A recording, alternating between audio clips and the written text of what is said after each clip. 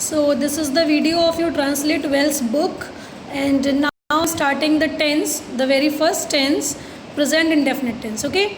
So in your half yearly syllabus, as you know, there are all 12 tenses in the book, in the syllabus. So we are starting with the very first tense. So this is present indefinite tense. I know everybody knows the all 12 tenses. सबको नाम पता हैं बाकी के 12 tenses के, तो मुझे नहीं लगता कि मुझे रिपीट करने की ज़रूरत है. इन the grammars video also I told. तो यहाँ पे स्टार्ट करेंगे. इसको हम सिंपल प्रेजेंट टेंस भी कह सकते हैं या प्रेजेंट इंडेफिनिट टेंस भी कह सकते हैं. So here in this pic, इस पिक्चर में आप देख सकते हैं that I have written the formulas and the things my self. मैंने खुद से लिख के इसको वीडियो में लगाया है because in the translate well उन्होंने प्रॉपर स्ट्रक्चर्स नहीं दिए थे. और स्ट्रक्चर के लिए जो आपका चैप्टर 14 है इन द ग्रामर, उसके लिए मैंने आपको बोला था कि वहाँ पे भी स्ट्रक्चर्स हैं, वो आपको समझ में आए तो आप वो नोट डाउन कर लें. अगर इस वीडियो में जो फोटो लगी है या आपको कह रहे तो आप ये नोट डाउन कर लें. ओके, बट आपको फार्मूलाज और स्ट्रक्चर्स जो है for forming the senses of every tense वो आपको पता होनी चाहिए. सो सबसे पहले जब हम इसकी बात करते हैं तो मैंने ग्रामर में भी बताया था कि आइडेंटिटी होती है इनकी कि इन सेंटेंसेस के लास्ट में हिंदी में ता है, ते है, ती है आते हैं, जिनसे आप पहचान सकते हैं कि प्रेजेंट इंडेफिनिट टेंस हैं. उसके बाद अब हम स्टार्ट करेंगे. जैसा ग्रामर में बताया था कि 3 टाइप ऑफ सेंटेंसेस होते हैं सारे टेंस में, अफर्मेटिव, नेगेटिव और इंटरोगेटिव. ठीक, तो उन तीनों तरह के सेंटेंसेस को हम प्रेजेंट इंडेफिनिट टेंस में कैसे फॉर्म करेंगे वो बताओ. सेंटेंसेस जो होते हैं, अफर्मेटिव सेंटेंसेस मतलब जिसमें हम चीज़ों को एक्सेप्ट करते हैं, स्वीकारात्मक वाक्य जिनको कहते हैं. ओके, तो इसमें जो आपका फॉर्मूला है उनके आगे मैंने पॉइंट्स बनाए हुए हैं. तो पहले पॉइंट पे जो है उसको डिवाइड किया है सिंगुलर और प्लूरल में. अगर आपका सब्जेक्ट सिंगुलर है तो सब्जेक्ट सिंगुलर है तो वो ब्रैकेट में लिखा है प्लस मेन वर्ब की फर्स्ट फॉर्म ब्रैकेट में एस और ई एस प्लस ऑब्जेक्ट. ये तो बताया था आपको कि प्रेजेंट इंडेफिनिट में अगर आपका सिंगुलर सब्जेक्ट है अफर्मेटिव में तो मेन वर्ब में एस या ई एस आता है. देन आपका नेक्स्ट फॉर्मूला है अफर्मेटिव का subject if your subject is plural plus main verb की फर्स्ट फॉर्म प्लस ऑब्जेक्ट. तो मेन वर्ब में एस या ई एस की नीड नहीं होती है और प्लस ऑब्जेक्ट हो जाता है. ठीक, तो ये 2 फार्मूलाज के अकॉर्डिंग मैंने नीचे एग्जाम्पल में 2 सेंटेंसेस बनाए हुए हैं. पहला है वह गाना गाता है. ठीक, तो वह हमारा सब्जेक्ट है और सब्जेक्ट सिंगुलर है या प्लूरल है ये आपने जाना, तो ये सब्जेक्ट सिंगुलर है, वह एक है. ठीक है, तो ही हो गया. सिंगुलर है तो क्या दिया है पीछे फार्मूला में, मेन वर्ब में एस या ई एस. तो मेन वर्ब है गाना, गाना गाना. एक होता है सॉन्ग, एक होता है सिंग. तो गाता है, वो जो गाता है वो हो जाएगा सिंग. लेकिन एस या ई एस लगाना है हमें, तो इसमें एस लगेगा. ई एस क्यों नहीं लगेगा? बताया था जिन वर्ड्स के लास्ट में O, S H, C H, S, X ये आते हैं तो वहाँ पे ई एस लगता है मेन वर्ब के लास्ट में, नहीं तो एस लगता है. तो ही सिंग्स. अब ऑब्जेक्ट क्या है? गाना, सॉन्ग. वह गाना, वह एक गाना गाता है या वह गाना गाता है, एक ही बात है. ठीक, अगला आपको मैंने प्लूरल का भी बना के दिखाया है एग्जाम्पल. वे किताबें पढ़ते हैं. तो वे यानी प्लूरल हो गया, वे यानी कई सारे लोग जिनके लिए हम कह रहे हैं. हमारी मेन वर्ब है, हमारा फॉर्मूला कहता है, स्ट्रक्चर कहता है कि सब्जेक्ट प्लूरल हो तो वो लिखेंगे प्लस मेन वर्ब की फर्स्ट फॉर्म लिखेंगे. तो यानी पढ़ना यानी रीड आ गया प्लस ऑब्जेक्ट बुक्स. क्या पढ़ते हैं? बुक्स पढ़ते हैं, तो दे रीड बुक्स. ठीक, अब ये हो गया आपका अफर्मेटिव सेंटेंसेस. अब हम बात करेंगे प्रेजेंट इंडेफिनिट के negative sentences, how to form them. Singular हो तो डज नॉट. ठीक, that I also told you in the grammars 14 chapter. Okay, जहाँ अफर्मेटिव, नेगेटिव और इंटरोगेटिव को अगर अलग अलग डिस्क्राइब किया गया था. ठीक है, तो वही सेम चीज़ यहाँ पे भी है. सब्जेक्ट सिंगुलर है so we use does not for the negative plus main verb की first form plus.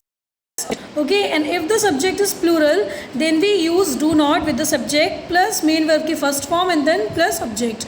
One more thing that could be noted that we are not going to use s or es in the negative. We use s or es with the main verb at the time of the singular subject only in the affirmative sentences. हम सिर्फ affirmative sentences में ही main verb के साथ में S और S का use करते हैं with the singular subject. Negative और इंटरोगेटिव में डू नॉट, डज नॉट आ जाते हैं, तो एस एस का कोई रोल नहीं होता.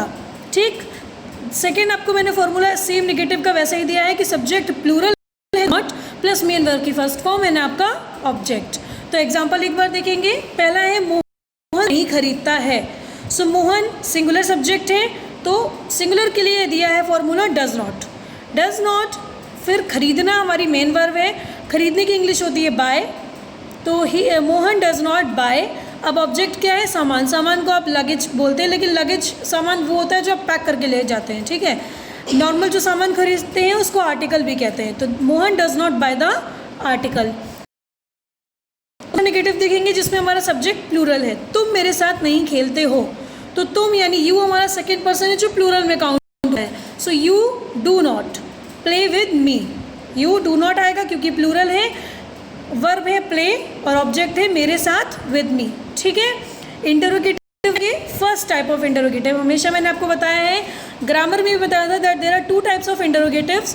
फर्स्ट टाइप जिसका मैंने आगे लिखा है क्या से शुरू होने वाले वाक्य, जो क्या से शुरू होते हैं, उनके लिए हमें क्या करना होता है, हेल्पिंग वर्ब जो हमारी है डू और डज, उन्हें हम सबसे पहले लगाते हैं, फिर लगाते हैं सब्जेक्ट। डू डज को कैसे लगाना है ये नेगेटिव में बताया जा चुका है। सब्जेक्ट सिंगुलर है तो डज, प्लूरल है तो डू, तो डू या डज लगाएंगे, प्लस सब्जेक्ट लिखेंगे, प्लस नॉट अगर दिया है। कभी कभी ऐसा होता है ना कि इंटरोगेटिव सेंटेंस भी नेगेटिव होते हैं, कैसे, वो भी आप नीचे एग्जाम्पल में देखेंगे, ठीक है। जैसे क्या तुम मेरे साथ नहीं खेलते हो, क्या तुम उनके साथ नहीं जाते हो, तो क्या पता ही सेंटेंस तो इंटरोगेटिव है और नहीं भी लिखा है, तो इसीलिए मैंने नॉट अगर दिया हो लिखा है।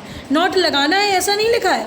अगर नेगेटिव सेंटेंस है तो नॉट लगाएंगे सब्जेक्ट के जस्ट बाद में, नहीं दिया है तो नॉट को स्किप कर देंगे। Do does plus subject plus not अगर दिया है तो प्लस मेन वर्ब की फर्स्ट फॉर्म और plus object, and the very important thing is plus question mark, that is really important in the interrogative sentences, you can't skip that, ठीक है।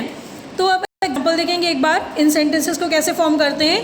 क्या वह अधिक बात करती है, क्या वह अधिक बात करती है, तो वह एक है, एक लड़की की बात हो रही है, करती है से समझ गए लड़की है और एक है, तो डज शी, अब क्या करती है, बात, बात करने की इंग्लिश होती है टॉक, तो डज शी टॉक अधिक, too much, so does she talk too much, ठीक। अभी हम यहाँ पे एक नेगेटिव सेंटेंस दिखाते हैं, if the negative comes in interrogative.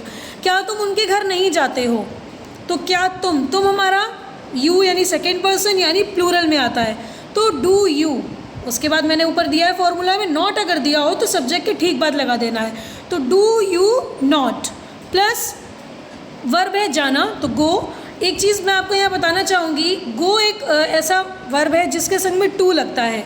Go to second form होगी तो वेंट टू, थर्ड फॉर्म होगी तो गॉन टू, ठीक। उसके बाद अगर गोइंग भी होगा तो गोइंग टू, ओके।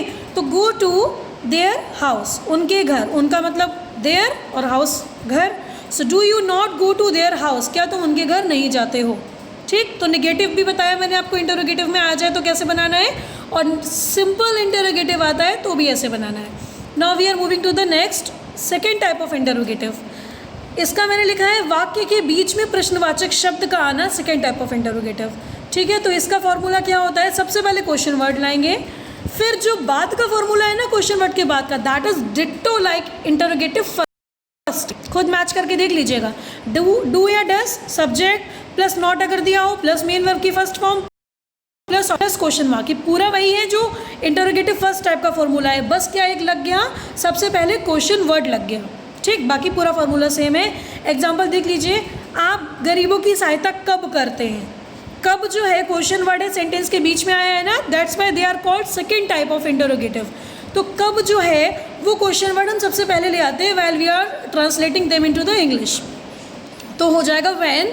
फिर हम कह रहे हैं आप कह लो या तुम कह लो, प्लूरल सब्जेक्ट है तो डू या डज में क्या आएगा, डू आएगा, सो व्हेन डू यू, आप करते हैं ना तो व्हेन डू यू, अब क्या करते हैं, सहायता यानी help, so when do you help, किसकी करते हैं, गरीबों की, तो the poor, so when do you help the poor, and question mark. Second देख लीजिए, वह मुझसे क्यों नाराज़ होता है, वो मुझसे क्यों नाराज़ होता है के लिए क्यों की इंग्लिश पहले आ जाएगी यानी वाई, वाई, अब वह यानी सिंगुलर और होता है मतलब बॉय है, तो वाई डज आ जाएगा, डू नहीं आएगा क्योंकि सिंगुलर है। वाई डज ही, नाराज़ होने की एंग्री, और मेरे मुझसे यानी मेरे साथ, तो angry with me, why does he angry with me, and question mark. एक इंपॉर्टेंट चीज़ मैं आपको और बताऊंगी, वो ये है कि कुछ ऐसे क्वेश्चन वर्ड है जिनके जस्ट बाद में सब्जेक्ट आ जाता है, जैसे हु या हुम, तुम किसकी किताब लाए हो, हुज बुक, हुम, हुज और हु, इनके बाद सब्जेक्ट आता है, सॉरी ऑब्जेक्ट आता है, ऑब्जेक्ट आता है, हेल्पिंग वर्ब नहीं आती, इनके बाद डू डज डिड नहीं आता। जैसे अभी जैसे कहा कि तुम किसकी किताब लाते हो, तो हुज बुक, किताब जो हमारा ऑब्जेक्ट होगा वो ठीक बात आ जाएगा, ठीक है, जैसे तुम किसकी बहन हो, हुज सिस्टर यू आर, समझ रहे हैं? तो हु, हुम और हुज के बाद हेल्पिंग वर्ब डू डज नहीं आएगी किसी भी टेंस में, डिड नहीं आएगी अगर अगला टेंस पढ़ेंगे तो। कोई भी हेल्पिंग वर्ब हु और हुज के बाद नहीं आती, उसके बाद पहले ऑब्जेक्ट आता है फिर आगे का आता है। जैसे हुज बुक, फिर आएगा आपका हेल्पिंग वर्ब, फिर सब्जेक्ट, बस, क्योंकि ऑब्जेक्ट तो आ ही चुका है। तो हुज बुक इज़ दिस, किसकी किताब है ये, तो पहले ऑब्जेक्ट लाते हैं ना, फिर हेल्पिंग वर्ब, फिर सब्जेक्ट, ठीक है।